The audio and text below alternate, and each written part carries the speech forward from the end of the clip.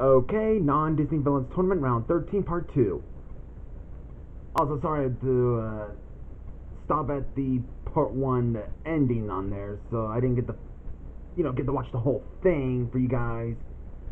Just to commentate that, because, one, the video was already ending, and two, there's not much to talk about that one, so since you guys already get that, so let's get this going. So we start off with the prologue. We get the System Alliance, the Alliance System Lords, to discuss the return of the lost Golod, who old. I still haven't seen the show. I need to watch it, which is Anubis, of course. Hold on, which is back in the live action universe.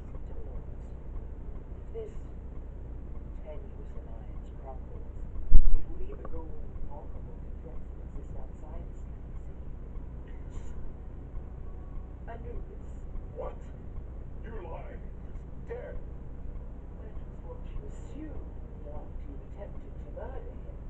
Who among us Oh yeah, Palpatine's in there too. accepts the return of Anubis to the System Lords? Yeah, hold on again. Yeah, the council agrees to reinstate him and his representative Osiris. Reinstate, it's kind of like reform someone or something into the position. Basically what it says in the dictionary. I agree. Oh yeah, and the whole... But Scorpius believes they are making a mistake. Yeah. I can see reason. The vote need not be unanimous. Anubis is awarded the state of System Lord and welcomed back by those who believe the Quran. Osiris will be allowed to vote on his behalf. You shall not regret this. And now back to the CGI Realm, we see that Pitch Black's lair, the fairy godmother, is still in prison. Huh. Because we see she's stuck in the bubble. No way out of it. Huh. Then we see that Rothbart shows up. And he frees the fairy godmother. And looks like these two are going to team up. What happens again? Yeah, well, Pitch is missing. So both sense of much greater evil is awakened. Oh boy. Then we see, Stansfield introduces a woman he has recently befriended to Hannibal, who seems to know this Irene Adler from the same place. But that raises a bit of jealousy for Stansfield. I don't know much about her, but I think I learned from History Buff in the commentary he did is that she's from a show that not many people remember. It was also a Sherlock Holmes in a modern day kind of thing. It was called Elementary. I think that's what it was. I just never seen it. I've only seen BBC's Sherlock, the one with Jim Moriarty in it.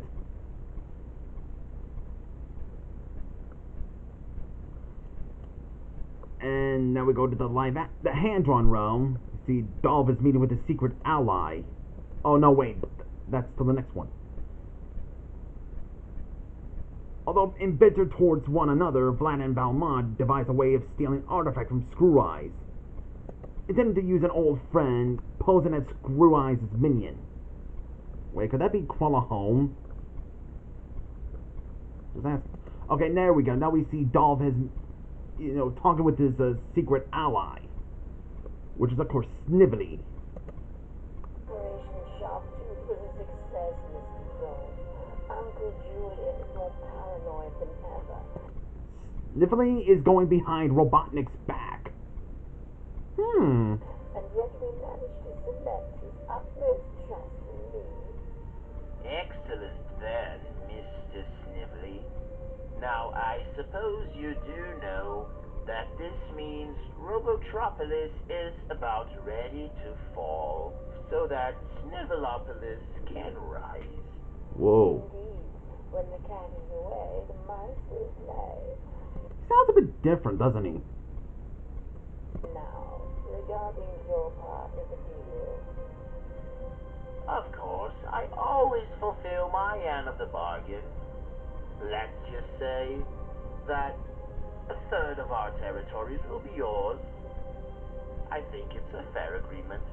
Although I did mention was afraid that Alfred J. Quack might be a kid's show, but I did learn from Mirror Flortins that this is nothing like a kid's show. It goes into things that crosses the line, certain things. And this is one of his favorite shows, which I was glad to know that. So yeah, this is definitely not a show for kids, from what I learned from Mirror Flortin. Don't you? Excellent. All is said then. Soon there'll be nothing standing between me and my own set of plans. Again, then we see that, yeah, we got Pinky and the Brain. Like, get out of here, Pinky! Huh, there he goes again, Dolph again. So, Dolph confronts Pinky and the Brain and instructs Brain to accompany him to a meeting point. Pinky being terrified for Brain's safety, and Brain just gets all mean towards him. Oh, you jerk. Looks like he's feeling a bit sympathy. Oh, poor Pinky. Okay, now for the first fight is now into the live action universe. Count Dooku versus Anubis. Yeah, Anubis makes a sweeping return by attacking a separatist base, commanded by Count Dooku himself. I mean. They showed up and pew pew pew pew! Hey, they're all still standing. They're just getting ready for battle. Hold on. Set all available droids into battle. There are too many. Where our communications have been jammed. Well, somebody should get the repairman then. Now a battle between the Separatists and Anubis forces shows up. I still have not seen Stargate, whatever number was, I forgot. I really need to watch this. It's interesting having like the Egyptian gods, from what I get, into like alien beings. Actually, kind of reminds me from Assassin's Creed, where all the gods from ancient religions and mythologies are actually aliens. It was in the lore of Assassin's Creed. It's just what it reminds me with this whole thing, with Anubis being an alien. Along with the other Egyptians. Hold on. Not looking good at all. We must get the starships back into space. Okay, now we got this. Hold on. Even that squad. I do not believe what you are searching for is here. I agree. Shall I target their base, my lord? No. Recall the That's probably Anubis. Yep. Yes, my lord. Interesting, he's all just a cloaked figure.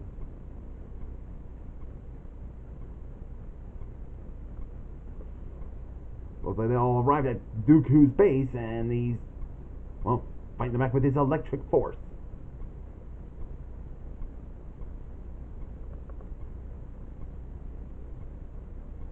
Not much to talk about. Now we got Anubis fighting face to face with Count Dooku. Well, that's creepy. Instead of a jackal's head, it's a skull head. So now for the next fight is Nexus Puppet versus Zarm. Yeah, while Nox is missing along with CC.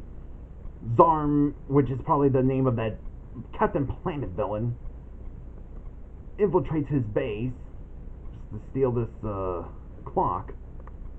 Hold on again. To steal some artifacts for the Wicked Witch and the Sorcerer Society by accidentally triggering the clock tower's system alarm, which awakens Nexus Puppet. Wakfu is a really good show. You guys should check this on Netflix. But I've never seen Captain Planet. I've only seen Nostalgia Critic's review of that one, and from videos about like dark things from kids shows you don't even expect to be in there, kind of thing. So it is technically is gloom in the form of Zarm from Captain Planet.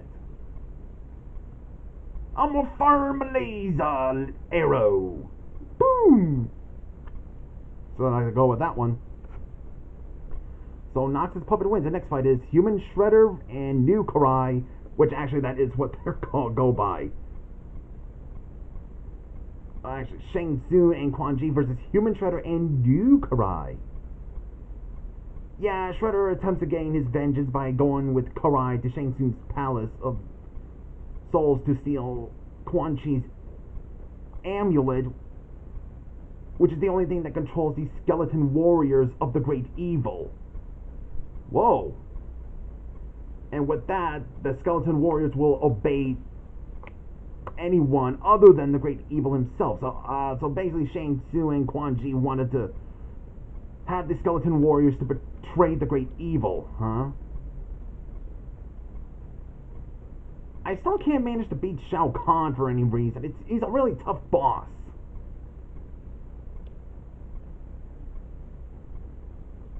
And it is interesting having Shredder fight against some Mortal Kombat villains.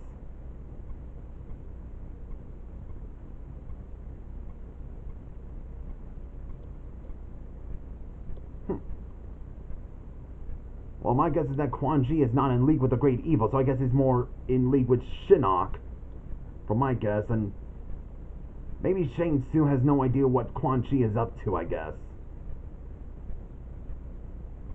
As we both know, Shang Tsung's more into, like, loyalty to Zhao Kahn, rather than the one being. Oh, there's these skeleton warriors.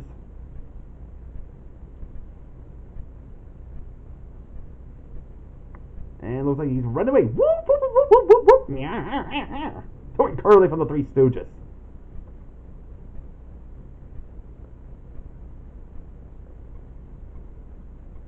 That was an interesting one. And now we got... This one I say is the interesting one. Synonymous Botch versus the Nightmare King. Oh yeah, that villain from... The villain from Twice Upon a Time. The one where Ralph the All-Purpose Animal and Mumford are from.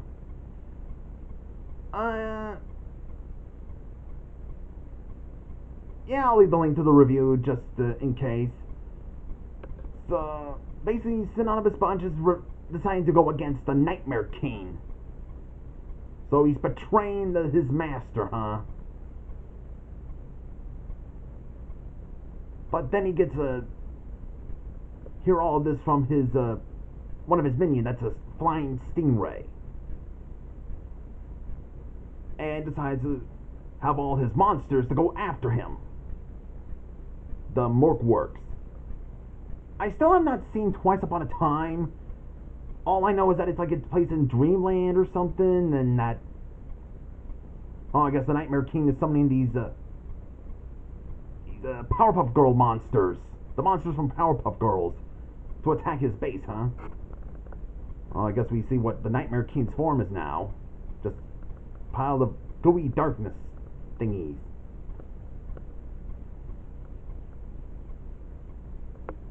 I get that Synonymous Botch uses these bombs to create nightmares. But they're legit bombs.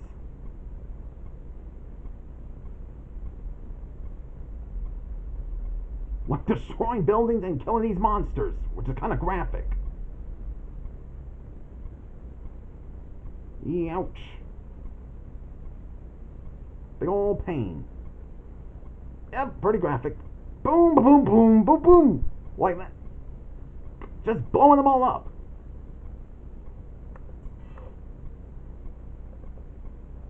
And they're dead. Just having a celebration. Ah, there's one standing. Who?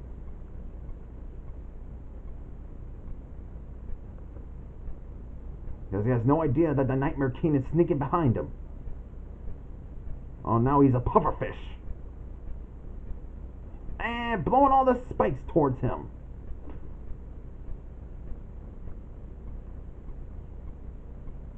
Cannon blast. Huh?